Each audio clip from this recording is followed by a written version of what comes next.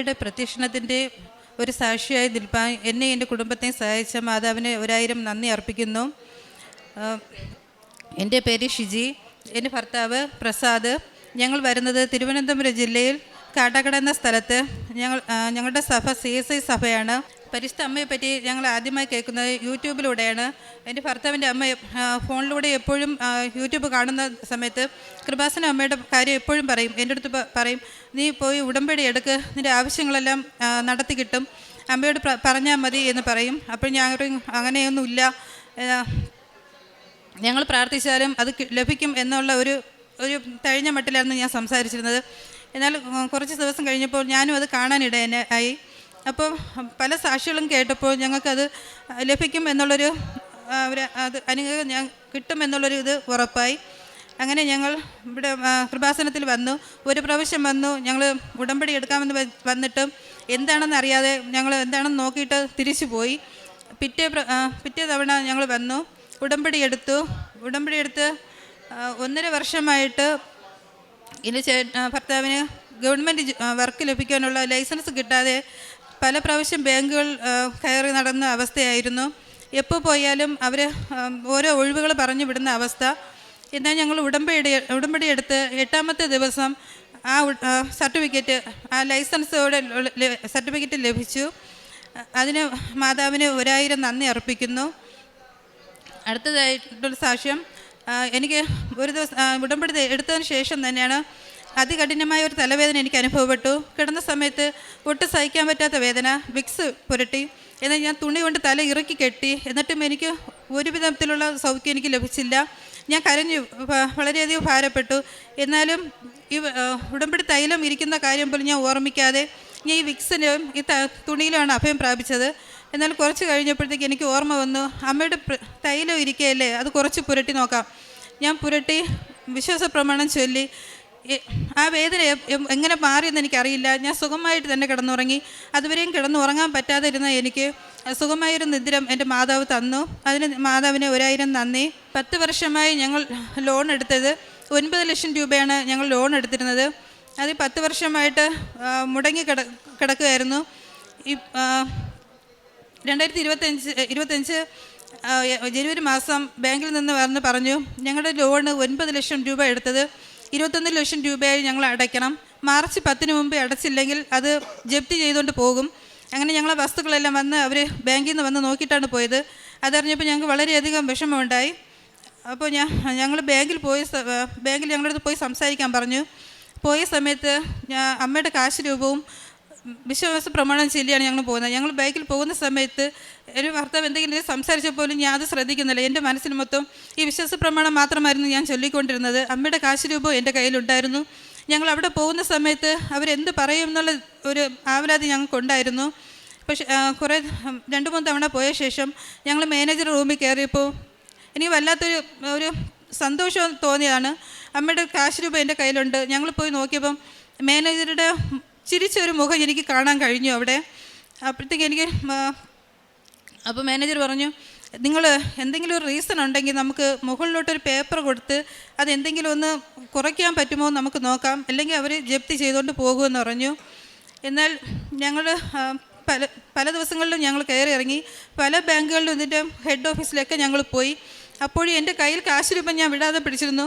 ഇവിടെ സാക്ഷ്യം ഞാൻ കേട്ടിട്ടുണ്ട്, എല്ലാവരുടെ കയ്യിലും അമ്മയുടെ കാശ് രൂപവും കൊണ്ട് വിശ്വാസ പ്രമാണം ചൊല്ലി പോകുന്നവരെ കൂടെ അമ്മ കൂടെ പോകുമെന്നറിയാം.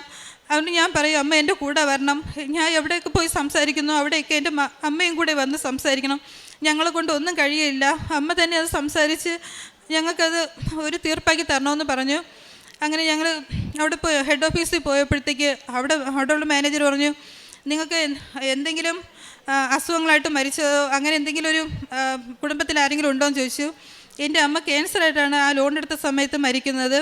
അപ്പോൾ അതിൻ്റെ പേപ്പർ ഞങ്ങളവിടെ ഹാജരാക്കി. അപ്പോഴത്തേക്ക് അവർ പറഞ്ഞു, ഇത് വെച്ച് നോക്കട്ടെ, കുറച്ചെങ്കിലും കുറയ്ക്കാൻ പറ്റുമോ നോക്കട്ടെ എന്ന് പറഞ്ഞു. 21 ലക്ഷം രൂപ നമുക്കത് 16 ലക്ഷം രൂപയായിട്ട് അടയ്ക്കാം, അപ്പോൾ തന്നെ അടയ്ക്കണമെന്ന് പറഞ്ഞു. ഒറ്റത്തവണ തീർപ്പാക്കൽ അടയ്ക്കാൻ പറഞ്ഞു. ഞങ്ങളെ കൊണ്ട് ഒന്നും നടക്കുകയില്ല. പിന്നെയും ഞങ്ങൾ പ്രാർത്ഥിച്ചുകൊണ്ടിരുന്നു. ഞങ്ങൾ പ്രാർത്ഥന കൈവിട്ടില്ല. ഞങ്ങൾ ഭവനത്തിൽ വന്നിരുന്നാലും ഞങ്ങൾ പ്രാർത്ഥിച്ചുകൊണ്ടിരുന്നു. ഞങ്ങളെ കൊണ്ട് അത് അടയ്ക്കാൻ കഴിയില്ല, ഞങ്ങൾക്ക് വസ്തുവും തിരിച്ചു വേണം. പിന്നീട് ഞങ്ങൾ പോയപ്പോഴത്തേക്ക് പലിശയും പിഴപ്പലിശയും ഒഴിവാക്കി ഒറ്റത്തവണ തീർപ്പാക്കൽ 9 ലക്ഷം രൂപയായിട്ട് നിങ്ങൾക്ക് അടയ്ക്കാൻ കഴിയുമോ എന്ന് ചോദിച്ചു. എന്നാലും ഞങ്ങളെ കൊണ്ട് 1 രൂപ പോലും എടുക്കാൻ പറ്റാത്ത അവസ്ഥയായിരുന്നു. ഞങ്ങളുടെ കയ്യിൽ സ്വർണ്ണങ്ങളോ ബാക്കി കാര്യങ്ങളോ ഒന്നും ഇല്ലാത്ത അവസ്ഥ. കാരണം അത്രത്തോളം ഒരു ബുദ്ധിമുട്ടിലായിരുന്നു ഞങ്ങൾ. പക്ഷേ ഞാൻ മാതാവിൻ്റെ അടുത്ത് ചോദിച്ചു, മാതാവേ ഞങ്ങൾ ഇത്രത്തോളം കഷ്ടപ്പെടുന്നു മാതാവേ, ഞങ്ങൾക്ക് ഒരു വഴി തുറന്നു തരണമേ എന്ന് ചോദിച്ചു. എന്നാൽ എൻ്റെ മാതാവ് എനിക്ക് പല വഴികൾ തുറന്നു തന്നു. പല വഴികളിൽ കൂടെ ഞങ്ങൾക്ക് എല്ലാം പലരാലും അതുവരെ ഈ 10 വർഷം ഞങ്ങളെ സഹായിക്കാതിരുന്ന എല്ലാ ആൾക്കാരും ഞങ്ങൾക്ക് വേണ്ടി കൈനീട്ടി. ഞങ്ങളെല്ലാവരും കരുതി ഞങ്ങൾക്ക് സ്വർണ്ണങ്ങളും കാശുകളായിട്ടൊക്കെ തന്ന് ഞങ്ങൾക്ക് ആ വസ്തു തിരിച്ചെടുക്കാൻ സഹായിച്ചു. ഈ 10 വർഷം ഞങ്ങൾക്ക് കിട്ടാതിരുന്ന ഇത് ഞങ്ങൾക്ക് ഇവിടെ വന്ന് ഉടമ്പടി എടുത്ത ശേഷം മാത്രമാണ് ഞങ്ങൾക്ക് അത് ലഭിച്ചത്. അത് തന്ന മാതാവിന് 1000 നന്ദി, ഉണ്ണീശോയ്ക്കും 1000 നന്ദി അർപ്പിക്കുന്നു. പ്രേക്ഷിത പ്രവർത്തനങ്ങളായിട്ട് പത്രം ഞങ്ങൾ ഹോസ്പിറ്റലുകളിലും പരിചയമില്ലാത്ത ആൾക്കാരുടെ കയ്യിലൊക്കെ ഞങ്ങൾ ഏൽപ്പിക്കും. ഓരോ ഞങ്ങളുടെ സാക്ഷ്യം കൂടെ പറഞ്ഞാണ് ഞാൻ കൊടുക്കുന്നത്. കാരണം എനിക്ക് അല്ലാതെ കൊടുക്കാൻ അറിയില്ല, കാരണം അവരെങ്ങനെ വാങ്ങുമെന്നുള്ളത് അറിയില്ല. ഞാൻ ഇങ്ങനെ എനിക്ക് കിട്ടിയ അനുഭവം ഇതാണ് എന്നുള്ളത് പറഞ്ഞിട്ടാണ് ഞാൻ ഓരോരുത്തർക്കും പത്രം കൊടുക്കാറുള്ളത്. കാരുണ്യ പ്രവൃത്തിയായിട്ട് ഹോസ്പിറ്റലുകളിൽ പൊതിച്ചോറ് കൊടുക്കും. പിന്നെ റോഡുകളിലൊക്കെ ഇങ്ങനെ ആവശ്യമായിട്ട് കഴിയുന്നവർക്ക് ഞങ്ങൾ ചോറ് പൊതി കൊടുക്കാറുണ്ട്.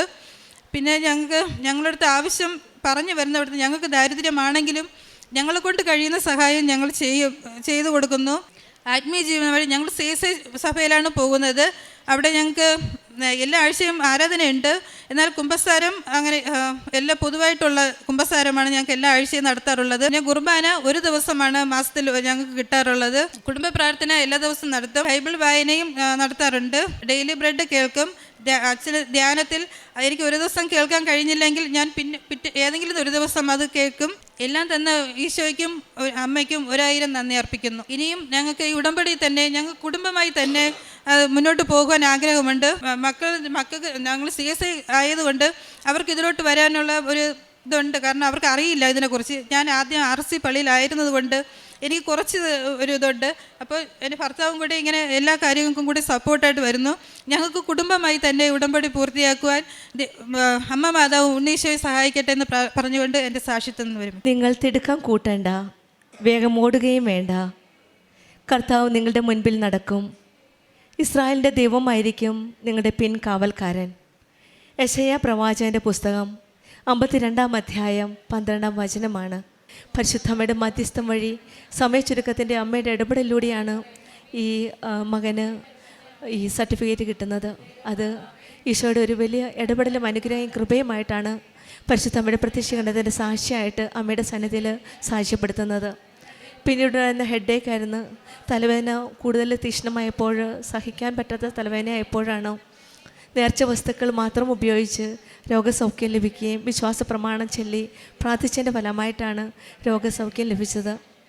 10 വർഷം മുമ്പ് ലോൺ എടുക്കുകയും ലോൺ അടയ്ക്കാൻ സാമ്പത്തിക ബുദ്ധിമുട്ടുകളുണ്ടായിരുന്നു. അവിടെയും വീണ്ടും അവർ പറയും ബാങ്കിൽ നിന്ന് പേപ്പർ വന്നു, 9 ലക്ഷം എടുത്തത് 21 ലക്ഷമായി. എങ്ങനെ കൊടുക്കണമെന്നറിയില്ല. മാർച്ച് 10 ലാസ്റ്റ് ഡേറ്റ്, ജപ്തി പേപ്പർ വരും. അവർ ബാങ്കിൽ നിന്ന് എല്ലാ ഡീറ്റെയിൽസും എടുത്തുകൊണ്ട് പോയി. ഇനി ആകെ ഒരു പ്രതീക്ഷ ഈശോയും അമ്മയും മാത്രം. കയ്യിലൊന്നുമില്ല. പലരോടും പല പ്രാവശ്യവും സഹായം ചോദിച്ചു, പക്ഷെങ്കിൽ ആരും സഹായത്തിനില്ല. അങ്ങനെയാണ് വീണ്ടും പരിശുദ്ധ അമ്മ ജീവനോടെ പ്രത്യക്ഷപ്പെട്ട ഈ ആലയത്തിൽ വന്ന് ഒരു വഴി ചോദിക്കുകയാണ്. ഉടമ്പടിയിൽ നിയോഗം സമർപ്പിച്ച് പ്രാർത്ഥിച്ചതിൻ്റെ ഫലമായിട്ട് പല പ്രാവശ്യവും ബാങ്കിൽ കയറി ഇറങ്ങിയ ആ ബാങ്കിൽ തന്നെ പിന്നീട് ഉടമ്പടി എടുത്തതിന് ശേഷം ചെന്നപ്പോൾ ആ ബാങ്ക് മാനേജർ തന്നെ സാന്നിധ്യം തന്നെ ഒരു പുഞ്ചിരിച്ചൊരു സാന്നിധ്യമായിരുന്നു. കാരണം ഈ മക്കൾ ഉടമ്പടി കാശുരൂപം മുറുക കയ്യിൽ പിടിച്ചുകൊണ്ട് വിശ്വാസ പ്രമാണം ചൊല്ലി അമ്മയുടെ സാന്നിധ്യവും പ്രാർത്ഥിച്ചുകൊണ്ടാണ് അമ്മയെ കൂടെ വരണമേ എന്ന് പ്രാർത്ഥിച്ചുകൊണ്ട് വിശ്വാസത്തോടെയാണ് ആ ബാങ്കിലേക്ക് കയറുന്നത്. അങ്ങനെ ആ ബാങ്ക് മാനേജറിൻ്റെ ആ ഇടപെടലിലൂടെ വീണ്ടും ഒരു വഴി തുറന്നു കൊടുക്കുകയാണ്. അങ്ങനെയാണ് മറ്റൊരു ഓപ്ഷൻ ഇവരുടെ മുമ്പിൽ ഒരിക്കലും പ്രതീക്ഷിക്കാത്ത ഒരു ഓപ്ഷൻ തുറന്നു കൊടുക്കുകയും അങ്ങനെ അവർക്ക് കുറയ്ക്കുകയും ആ എമൗണ്ട് കുറയുകയും ചെയ്തത്. പിന്നീട് കൊടുക്കേണ്ട സാമ്പത്തിക ബുദ്ധിമുട്ട് വന്നപ്പോൾ പലരും നോ പറഞ്ഞത്, പലരും ഇല്ല എന്ന് പറഞ്ഞവരാണ് ഉടമ്പടി എടുത്തതിന് ശേഷം ഈ മക്കൾക്ക് വേണ്ടിയിട്ട് സ്വർണവും പണവുമായിട്ട് കൈ നീട്ടിയത്. അതുകൊണ്ടാണ് ഈ മകൾ പറയുന്നത്, അമ്മയോടും ഈശോയോടും ഒരു വഴി ചോദിച്ചപ്പോൾ പല വഴികൾ തുറന്നു തന്ന ഈശോയും അമ്മയുമാണെന്നാണ്. ഈ മക്കളുടെ ജീവിതത്തിൽ ഈശോയും അമ്മയും അങ്ങോട്ട് കയറി ചെന്ന് ഇവരെ കൈ പിടിച്ച് മുന്നോട്ട് നടത്തുകയായിരുന്നു. ഒരു രക്ഷയുമില്ലാത്തപ്പോൾ, ആരുമില്ല സഹായിക്കാൻ. പക്ഷെങ്കിൽ ഒരു വഴി തുറന്നു തരാൻ ചോദിച്ചപ്പോൾ പലരിൽ കൂടെ സ്വർണവും പണവുമായിട്ടാണ് ഇവരെ സഹായിച്ചത്. അങ്ങനെ ഒരിക്കലും 10 വർഷം സാധിക്കാത്ത കാര്യമാണ് വെറും ദിവസങ്ങൾക്കകം ആ 9 ലക്ഷം ഇവരുടെ കയ്യിലായത്. അങ്ങനെ ജപ്തിയില്ലാതെ ആ വസ്തു ഇവർക്ക് തന്നെ വീണ്ടും കിട്ടുകയാണ്. ഇപ്പോൾ സാമ്പത്തികമായിട്ട് സഹായം ലഭിച്ചതുകൊണ്ട്, ഗവൺമെൻറ് ജോലിക്കുള്ള കോൺട്രാക്റ്റ് ബേസിസിലുള്ള ലൈസൻസ് കിട്ടിയതുകൊണ്ട് സാമ്പത്തികമായിട്ട് കരകയറാൻ സാധിക്കുന്നതുകൊണ്ട് ഇപ്പോൾ ആ ബാധ്യതയെല്ലാം തീർക്കാനുള്ള ഒരു സാഹചര്യം ഇവർക്ക് ഒരുക്കി കൊടുക്കുകയാണ്. ഈശോയും അമ്മയും നമ്മുടെ കൂടെയുള്ളപ്പോൾ നമുക്ക് തിടുക്കം കൂടേണ്ട ആവശ്യമില്ല. വേഗം ഓടുകയും വേണ്ട. കർത്താവ് നിങ്ങളുടെ മുൻപിൽ നടക്കും. ഇസ്രായേലിൻ്റെ ദൈവമായിരിക്കും നിങ്ങളുടെ പിൻകാവൽക്കാരൻ. ഉടമ്പടി മക്കളുടെ ജീവിതത്തിൽ എപ്പോഴും ആ ദൈവ സാന്നിധ്യമാണ് നമുക്കുറപ്പുള്ളത്. നമ്മൾ പിന്നിൽ വിട്ടുപോകുന്ന കാര്യങ്ങൾ ദൈവം മുന്നിൽ കാണുന്നു. ഒരിക്കലും നമ്മളെ വിഷമിക്കുന്ന കാര്യം എന്തായാലും ഈശോയുടെ അമ്മയുടെയും കൊടുക്കുമ്പോഴും, പ്രത്യേകിച്ചും നമ്മുടെ കൃപാസനം അമ്മ കുടുംബ പ്രശ്നങ്ങളിൽ മുഴുവൻ ശ്രദ്ധാലുവായ ഒരമ്മയാണ്. കാനായിൽ വെച്ച് അത് തന്നെയാണ് ചെയ്തത്. ഇന്നും നമ്മുടെ ജീവിതത്തിൽ ഉടമ്പടിയിലൂടെ നമ്മുടെ മുൻപിലും പിൻപിലും നമ്മുടെ കാവൽക്കാനായിട്ട് ദൈവമുള്ളപ്പോൾ ആ ഈശോയുടെ കരങ്ങളിലേക്കാണ് അമ്മ നമ്മെ സുരക്ഷിതമായിട്ട് ഉടമ്പടിയിലൂടെ നമ്മളെ മുന്നോട്ട് നയിക്കുന്നത്. ഉടമ്പടി പ്രാർത്ഥനയിൽ നാം അനുഭവിക്കുന്നത് ഭയമില്ലാതെ മുന്നോട്ട് പോകുന്ന ഒരു കൃപയുടെ ഒരു ജീവിതമാണ്. നാം ഒറ്റയ്ക്കല്ല, ദൈവം മുന്നിലും പിന്നിലുമുണ്ട്. പ്രശ്നങ്ങളുണ്ടെങ്കിലും നമുക്ക് ഭയപ്പെടേണ്ട ആവശ്യമില്ല. ദൈവം ഒരു വഴി ഒരുക്കി തരുമെന്ന് നമുക്ക് ഉറച്ച് വിശ്വസിക്കാം. ജീവിതത്തിൽ വൈകി പോകുന്ന കാര്യങ്ങളുണ്ടെങ്കിൽ ക്ഷമയോടെ നമുക്ക് കാത്തിരിക്കാം.